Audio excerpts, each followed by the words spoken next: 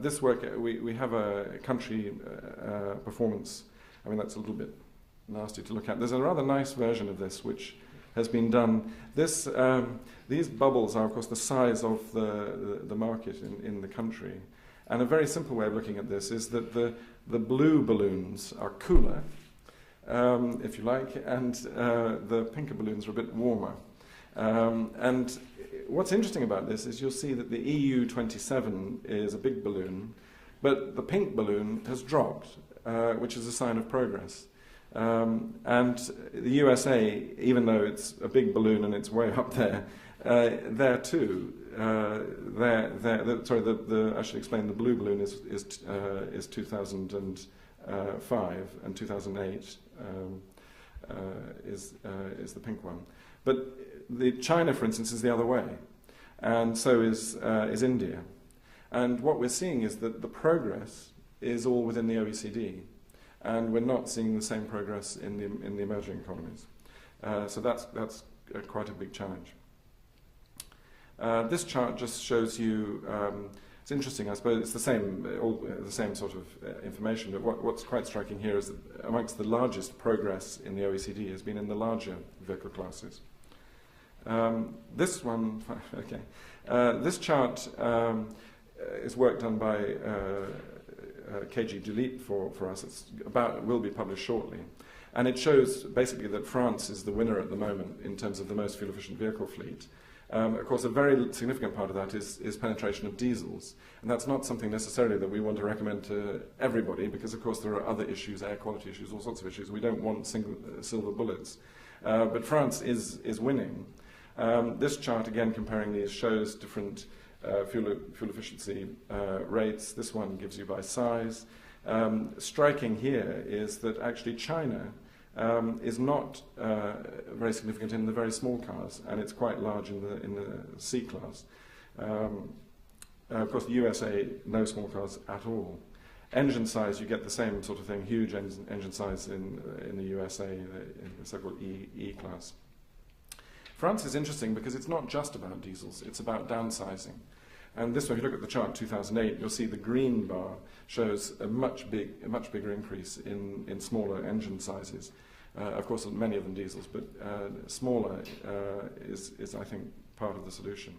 And this chart, which is from A.T. Kearney, is a forecast for vehicle growth over the next decade.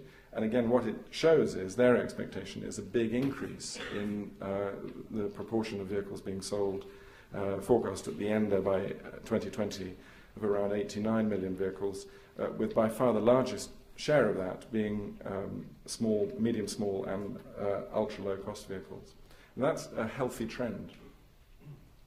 In your pack you'll see there's a report that we published just recently which is summarising progress so far, and we're pleased because this report backs up the analysis that we first presented in 2009. And I said the summary is there and the full report's available from us if you want to read the full document. Where I think, I mean, the obvious conclusions that one can take from this is that we can see that non-OECD countries are starting from a much better base. They have much better average fuel economy, but they are not improving at the moment, and they are going to be the huge growth market of the future. OECD countries have been the focus of improvement, but their fleet is mature. And certainly I think quite an important point about all this is that size matters, smaller is better. And the growing market for smaller cars is going to be vital, and we need to sustain it. And there is a worry that in these emerging markets they will replicate the worst trends of North America and Europe in terms of larger vehicles. Another important point is that we cannot rely on technology alone. And you only need to look at the difference between the USA and Europe, for instance, where you look at the size of vehicles, the engine sizes, and so on. The same technologies apply in both markets, but you get France on the one hand, you get US on the other. And what's the difference? Well, the difference is a policy framework with incentives and legislation that points the industry and consumers in a completely different direction. So we've got to rely on that kind of framework of policy being developed around the world. Just to finish on what we're doing is that we are trying to encourage through research and seminars best practice guidance. We're producing a toolkit in pilot countries, Chile, Ethiopia, Indonesia, Kenya. We'll be spreading to other countries to try and encourage adoption of fuel efficiency, fuel economy policies. And this applies both to vehicle producing countries, vehicle importing countries, even relatively small countries in Africa, for instance. Given the likely risks they face of fuel price shocks, it's in the interest of even the smallest countries to have some kind of policies on fuel economy. So we hope that we can encourage a global spread of effective and consistent policies. So to summarize, again, I completely share Jack's analysis.